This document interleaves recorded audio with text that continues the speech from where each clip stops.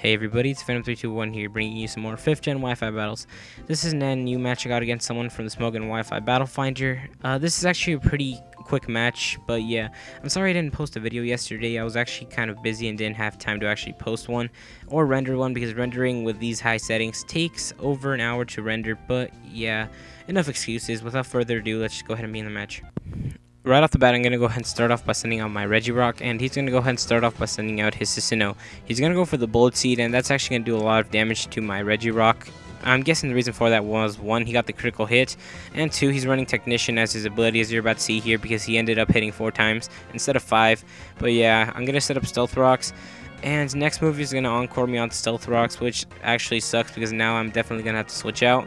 But yeah, I'm going to go ahead and switch on to my next Pokemon, which is going to go ahead and be my Machoke, because Machoke can easily take out this Sinnoh, and it can also wall this thing. He's going to go for the Bullet Seed, and that doesn't do much, and he only hits twice, so I'm kind of lucky on that part. He's going to go for the Tail Slap, and I end up taking it thanks to the Eviolite, and I'm going to be able to finish off his Sinnoh with a Dynamic Punch.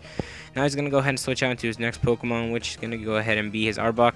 I'm definitely going to want to switch out because I do not have much to hit this Arbok, but yeah, I'm going to go ahead and switch out to my next Pokemon, which is going to go be back out into my Regirock, because Regirock can, or has a chance of taking this thing down.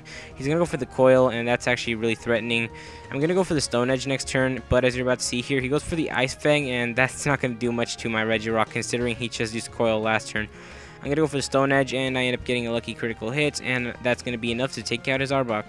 So now he's going to go ahead and switch on to his next Pokemon, which is going to be his Ninjask, and I'm going to decide to stay in, because if I switch, he's going to get a free sub up, which is going to suck. He's going to go for the Substitute, and I go for the Stone Edge, and that's going to take out his sub. So now I know next turn he's definitely going to go for a Substitute, so I'm going to decide to stay in and go for another Stone Edge just so I can take down the Substitute. But as you're about to see here, I missed, so that actually sucks because he did actually manage to get the free sub up. But yeah, next turn I'm going to decide to stay in. He's going to go for the Sword Stance, and I'm going to go for the Stone Edge, hoping that I don't miss so I can take down a sub and actually cripple his Baton Pass. And I managed to hit, and that's going to be the end of his sub. So now I know he's, or he can't set up another Substitute. But yeah, he's going to go ahead and go for a Baton Pass, and he's going to go out into his Mawile, which is actually kind of threatening to my Regirock. But for some reason I decided to stay in. I go for the Stone Edge, and Mawile avoids the attack, which sucks for me. I keep getting bad luck this match. He's going to go for the Substitute, and I'm going to go for the Earthquake, and that's going to be enough to break his Substitute. So yeah, he's going to go for the Head Smash, I believe, next turn, and that's going to be enough to or Iron Head, my bad.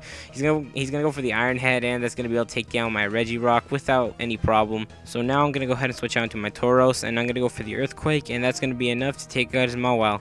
He's going to go ahead and switch on to his next Pokemon, which is going to go ahead and be his Zangoose. I'm going to go for the Rock Climb next turn, and that's actually going to be enough to take out his Zangoose. So yeah, now he's down to 2 Pokemon. He's going to go ahead and switch out into his Relicanth next turn. And I'm going to definitely want to switch out because I do not want I do not want my Tauros to take a Head Smash from this thing. So I'm going to go out to my Machoke because, well, I'm kind of sacrificing Machoke at this point. But yeah, he's going to go for the Head Smash, and that actually did a lot of damage. He's going to go for the Waterfall, and that's going to be able to take out my Machoke. So now I'm going to go ahead and switch on to my next Pokemon, which is going to go ahead and be my Emboar. I'm going to go for the Superpower, and that's going to be enough to take out his Relicanth. And now he's down to his final Pokemon, which is going to go ahead and be his Ninjask. And the Stealth Rocks are going to be enough to take out the Ninjask. And that's going to be the end of the game.